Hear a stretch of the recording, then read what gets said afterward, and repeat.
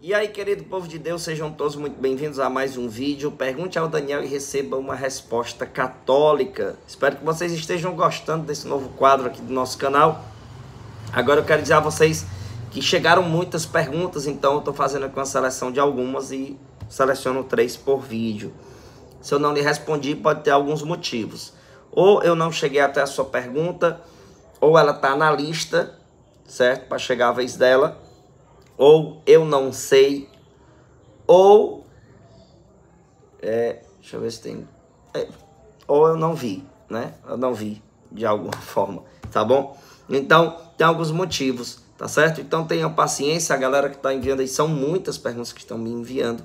Você pode enviar aqui nos comentários, você pode enviar lá no meu WhatsApp, ou você pode enviar no Instagram, tá bom? Então, assim, tenha paciência que uma hora, se for da vontade de Deus, vai dar certo. Eu tô com 3 perguntinhas aqui que eu selecionei, galerinha, ó. Que a primeira é: nos tempos atuais, teve coisas que deixaram de ser pecado? A segunda agora. A catequese católica tem muita coisa falando de Maria, dos santos. E isso atrapalha o entendimento sobre Jesus Cristo? Aí a terceira: como os santos nos entendem? Todos ao mesmo tempo, se eles não são onipresentes. E aí, como responder essas perguntinhas, hein? Gente, eu quero responder cada uma dessas perguntas para você, mas peço a você, ajuda a nossa missão com o Pix a partir de R$1. A gente distribui cestas básicas, visita as casas, precisa de combustível para o carro, precisa muitas das vezes comer fora devido às missões, não dá tempo de voltar para casa. Então, eu conto com a ajuda de vocês. Você pode contribuir a partir de R$1. Assim você reconhece cada vez mais o meu trabalho de evangelização e ajuda a dar continuidade a esse trabalho que eu tenho de visitar as casas pregando o verdadeiro evangelho, tá certo? Então eu conto com vocês em suas ajudas, tá bom? Primeiramente eu peço as orações de vocês e, lógico, que se você puder, ajuda com o Pix, tá aqui, vai ficar aqui na tela. A partir de R$1 você pode contribuir, certo? Não vai fazer diferença para você, mas vai fazer muita diferença para as pessoas que a gente ajuda.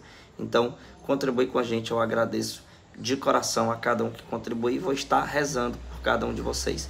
E você que quer comprar o nosso material de estudo bíblico, tá aqui meu WhatsApp, vai ficar aqui na tela, para você perguntar lá para mim no Zap quais os materiais que eu tenho de estudo bíblico, para poder também ajudar a minha missão, você comprando o nosso material. E tem material a partir de R$2, gente, é extremamente acessível. É só mesmo para ajudar a nossa missão, beleza? Então vamos para as nossas respostas de hoje nesse vídeo. E a primeira perguntinha é: nos tempos atuais teve coisas que deixaram de ser pecado? Gente, nós precisamos entender uma coisa muito rica que o Frei Raniero Cantalamessa disse. Olha só, eu tenho aqui anotado esse ensinamento dele. Ele disse assim: é Deus quem determina com a sua atuação os tempos. Não os tempos que determinam a atuação de Deus. Ou seja, é Deus quem manda no tempo e não o contrário. E não o tempo que manda em Deus, né? Já imaginou? Ah, hoje isso aqui é pecado, amanhã já não é mais. Não é assim. Gente, o que é pecado para sempre ali. Não existe essa de mudar. Não existe essa de que, irmão, mas é porque hoje as coisas estão mais modernas, as coisas estão mais evoluídas. Eu acho que isso aqui, que antes era pecado, hoje não é mais. Não existe isso, gente. A verdade, ela é atemporal, ou seja, ela é sempre a mesma. Não existe essa de mudar por causa dos tempos. Então nós precisamos tomar consciência disso. O que a palavra de Deus condena vai continuar, sim, sendo condenado. Porque a palavra de Deus é imutável. Veja só o que diz aqui, certo? Em Números 23:19. É muito importante a gente saber disso. Olha só o que diz aqui: Deus não é homem para mentir, nem alguém para se arrepender. Alguma vez prometeu sem cumprir? Por acaso falou e não executou? Ou seja, Deus não é homem para mentir e nem de ficar mudando de conversa. Se Deus diz que isso aqui é errado, isso aqui é pecado, e depois ele vai e diz: isso aqui não é mais pecado não, viu? Podem fazer. Isso seria uma contradição. E Deus, pelo fato dele ser onisciente, ele não pode ser contraditório. Então, não vá na cabeça dessas pessoas que dizem, não, isso aí era errado antes, mas hoje é normal. Então, tem gente querendo normalizar o pecado. Cuidado com isso. A mentalidade de hoje é de um ateísmo prático. Tem gente que diz que acredita em Deus, mas vivem como se não acreditassem.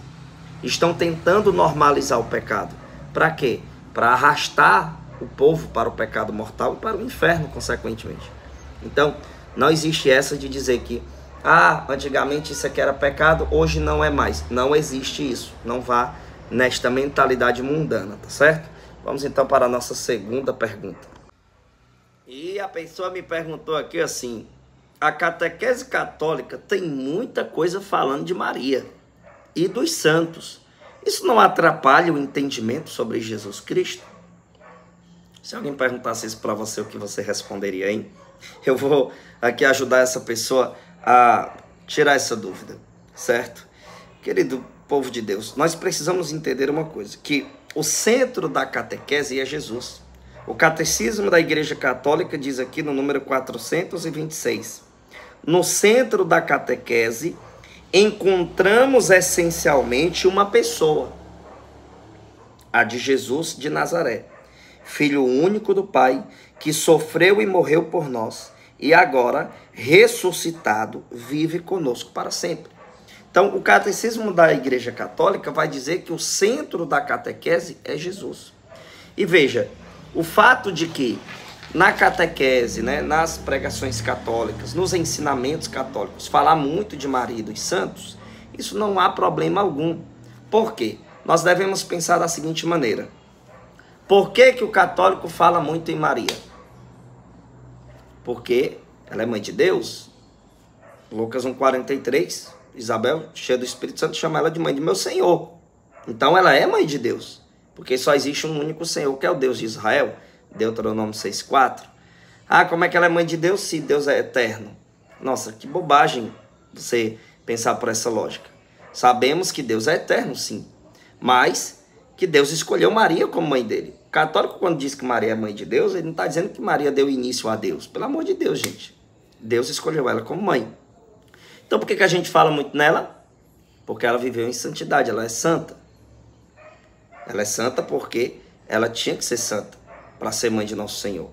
Porque em Deus não há treva alguma. 1 João capítulo 1, do versículo 5 ao 7 diz isso. E que o sangue de Cristo nos purifica de todo pecado. Então ele tinha que vir de uma mulher pura. Então nós falamos muito por causa de Cristo. Por que que eu falo em Maria? Por causa de Jesus. Por que que a palavra de Deus fala em Abraão, Isaac e Jacó? Por causa de Deus. Fala muito em Abraão, Isaac e Jacó na Bíblia. E tantos outros personagens bíblicos. Você pega, por exemplo, 1 Coríntios 11, do versículo 1 ao 2. Paulo diz o quê? Sejais meus imitadores como eu sou de Cristo. Me alegro em ver vocês falando muito, em tudo lembrando de mim. Paulo dizia isso para os coríntios. No versículo 2, você pode ver na sua Bíblia, 1 Coríntios 11, do 1 ao 2. Ele vai dizer, sejais meus imitadores como eu sou de Cristo. Por que ele não falou logo imite Cristo? Por que no versículo 2 de 1 Coríntios 11, ele se alegra porque em tudo o povo de Coríntios lembrava dele? Você vê Gálatas 2,20, ele diz o que? Já não sou eu que vivo, é Cristo que vive em mim. E você vê claramente que na Sagrada Escritura, Hebreus 11, por exemplo, o capítulo 11 inteiro é dedicado a falar de pessoas que obedeceram a Deus. E lá vai dizer que a fé dos santos fizeram a glória deles. Então o católico fala muito nos santos, porque lá em Hebreus 13, versículo 7, diz que a gente tem que lembrar deles e ainda tem que imitar a fé deles. Lembrar dos santos, dos nossos guias na fé. E lembrar como? Lembrar diariamente. Então, por que falam muito em São Francisco? Tem uma causa. Tem um porquê. Por causa de Cristo. Então, a centralidade é Cristo. O católico, ele não para o olhar dele em Maria. Ele faz com que o olhar dele chegue mais perfeitamente a Cristo, olhando para a vida de Maria. Olhando para a vida dos santos. Então a centralidade é Jesus. Por que que existem as devoções? Por causa de Cristo. Porque aquele santo, aquela santa, obedeceu ao Senhor. Então ele é lembrado por um motivo. Existe uma centralidade. Então o centro da catequese é Cristo. Você vê aqui, por exemplo, tem um ensinamento que diz assim, né? Do Frei Raniero Cantalamessa também. Não se aceita Jesus pela autoridade da igreja. Pelo contrário, é através da autoridade de Jesus que se aceita e se ama a igreja. Olha que interessante, né? Então, eu amo a igreja e amo os ensinamentos da igreja. Se a igreja me ensina a devoção aos santos e a produtividade disso, e se a própria Sagrada Escritura, como mencionei aqui, por que eu não irei honrar os santos? Se lá em Romanos 2,10 diz, glória, honra e paz a todo aquele que faz o bem. Aí vem o protestante e diz, Deus não divide sua glória com ninguém. Querido, entenda. A glória dele de ser Deus, realmente, ele não divide com ninguém, não. Agora, os santos são participantes da glória de Deus. Tanto é que eu citei, né? Olha, eu vou até ler aqui. Você pode pegar isso na sua Bíblia. Em Hebreus 11. Versículo 2, por exemplo. Foi ela que fez a glória dos nossos antepassados. Ela o quê? A fé. Ó, Hebreus 11, do 1 ao 2, diz assim, ó, a fé é o fundamento da esperança. É uma certeza a respeito do que não se vê. Foi ela que fez a glória dos nossos antepassados. Aí o protestante diz, Deus não divide sua glória com ninguém. Ora, eu sei disso, querido. A glória dele de ser Deus é dele, unicamente dele. De ser adorado. Agora, os santos, nós não adoramos os santos. Mas reconhecemos a glória que há nos santos. Que são participantes da glória de Deus. Por isso que aqui diz, foi ela, a fé, que fez a glória dos nossos antepassados. Entendeu? Aí começa dizendo, ó, versículo 3, pela fé reconhecemos que o mundo foi formado pela palavra de Deus e que as coisas visíveis se originaram do invisível. Aí começa, pela fé Abel ofereceu a Deus. Aí vai falando. Versículo 5, pela fé Enoque foi arrebatado. Aí vai falando. Ora, sem fé é impossível agradar a Deus, pois para se chegar a ele é necessário que se creia primeiro que ele existe e que recompensa os que o procuram. Pela fé na palavra de Deus, Noé, aí vai citando, ó, Abraão, né? Vai citando. Tá. Então, não há problema nenhum em falar muito dos santos, porque falamos muito dos santos por causa de Cristo. Amém? Vamos então para a nossa terceira pergunta. Terceira perguntinha, como os santos nos entendem? Todos nós ao mesmo tempo, se eles não são onipresentes. Queridos, nós precisamos entender uma coisa. Analisar aquilo que é espiritual não se analisa com a mentalidade de limitações físicas, como nós temos aqui na Terra. Você quer exemplo disso? Eu vou te dar diversos exemplos, certo? Vou te dar vários exemplos aqui. Por exemplo, você pegar aqui a Sagrada Escritura, aqui em Apocalipse 5:8, por exemplo. Vamos ver aqui. Vai dizer assim. Peraí. Apocalipse 5:8. Quando recebeu o livro, os 4 animais e os 24 anciãos prostraram-se diante do Cordeiro, tendo cada uma cítara e taças de ouro cheias de perfume, que são as orações dos santos. Ou seja, as orações dos santos estavam ali. Como é que esses 24 anciãos teriam acesso às orações de todos os santos? Ora, os santos participam da onipresença divina.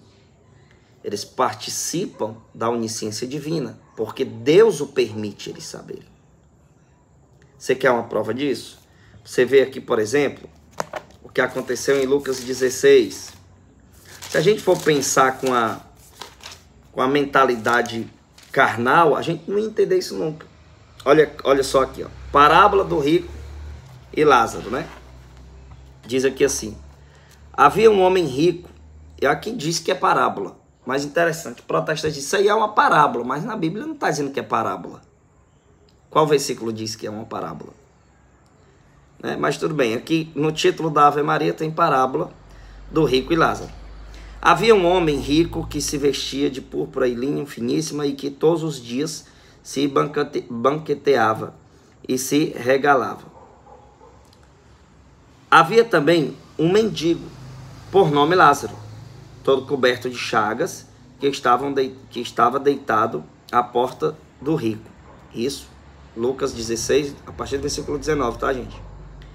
Ele avidamente desejava matar a fome com as migalhas que caíam da mesa do rico. Até os cães iam lamber-lhe as chagas. Ora, aconteceu morrer o mendigo e ser levado pelos anjos ao seio de Abraão. Morreu também o rico e foi sepultado. E, estando ele nos tormentos do inferno, levantou os olhos e viu ao longe Abraão e Lázaro no seu seio. Gritou então: Pai Abraão, compadece-te de mim e manda Lázaro que molhe em água a ponta de seu dedo, a fim de me refrescar a língua, pois sou cruelmente atormentado nessas chamas. Aqui a gente já vê claramente a questão da existência do juízo particular. Aqui a gente vê claramente que quem passou para a eternidade não está dormindo, estão conscientes. Aí vê, versículo 25. Abraão, porém, replicou: Filho, lembra-te de que recebeste teus bens em vida. Espera aí, Abraão dizendo que ele tinha recebido os bens dele em vida, mas como é que Abraão sabe disso? Por uma permissão divina. Veja, Abraão tinha informações sobre o rico. Como é que Abraão tinha essas informações, meu povo? Permissão divina. Os santos têm acesso às nossas orações por uma permissão divina. Olha só. Mas Lázaro, Males, sabia também da vida de Lázaro. Olha aí. Por isso, ele agora aqui é consolado, mas tu estás em tormento. Aí o protestante vai dizer: ah, mas isso aí é parábola, não tem peso doutrinário e tal. Ah, então quer dizer que a parábola é herética? Então, meu filho. Então quer dizer que Jesus contou a parábola herética aqui? Lógico que não. Aqui são verdades, olha só. Além de tudo, há entre nós e vós um grande abismo. Existe um abismo imenso entre eles. E eles estavam se comunicando. Como é que essa comunicação existia sem eles serem onipresentes? Tá vendo? De maneira que os que querem passar daqui para vós não podem, nem os de lá passar para cá. Então, é claramente que é uma permissão divina, a questão da intercessão dos santos. Você vê, por exemplo, Apocalipse 6, do 9 ao 10, os mártires estão clamando por justiça. Até quando, Senhor, tardarás a fazer justiça? Ou seja, sobre os habitantes da terra, como é que eles sabem que os habitantes da terra ainda não receberam a justiça divina? Então eles têm acesso, né? Você pega, por exemplo, aqui, a gente argumentar melhor ainda. Deixa eu pegar aqui Apocalipse 8, versículo 3. Adiantou-se outro anjo e pôs-se junto ao altar, com um turíbulo de ouro na mão. Foram-lhe dados muitos perfumes, para que os oferecesse com as orações de todos os santos no altar de ouro, que está diante do trono. Um anjo adiantou-se, outro anjo, olha só, um anjo, junto ao altar, com um turíbulo de ouro na mão. Foram-lhe dados muitos perfumes, para que os oferecesse com as orações de todos os santos. Ou seja, ele vai oferecer com as orações de todos os santos. Um anjo só tem acesso à oração de todos os santos. Não é onipresente, mas participa da onipresença divina, porque Deus o permite. Então aqui estão as nossas respostas de hoje. E peço mais uma vez, reforçando, ajuda a minha missão, meu irmão. Ajuda o meu trabalho, você que confia aí no meu trabalho, sabe que eu estou na missão, estou evangelizando, estou batalhando. E muito obrigado a todos que rezam por mim, que rezam pelas vendas dos tecinhos que eu vendo, na missão, na correria. Inclusive, estou indo para uma missão em Brasília. Talvez você vai ver esse vídeo depois que passar essa missão, né? Não sei. Mas hoje estou me preparando para ir para uma missão amanhã pregar em Brasília. Então conto com as orações de vocês. Então a galera que puder, nos ajuda aí com R$1, certo? Que a gente vai estar intercedendo por cada um que contribui. Se você quiser ajudar com mais, toda doação será muito bem-vinda. Até a próxima. Que Deus abençoe.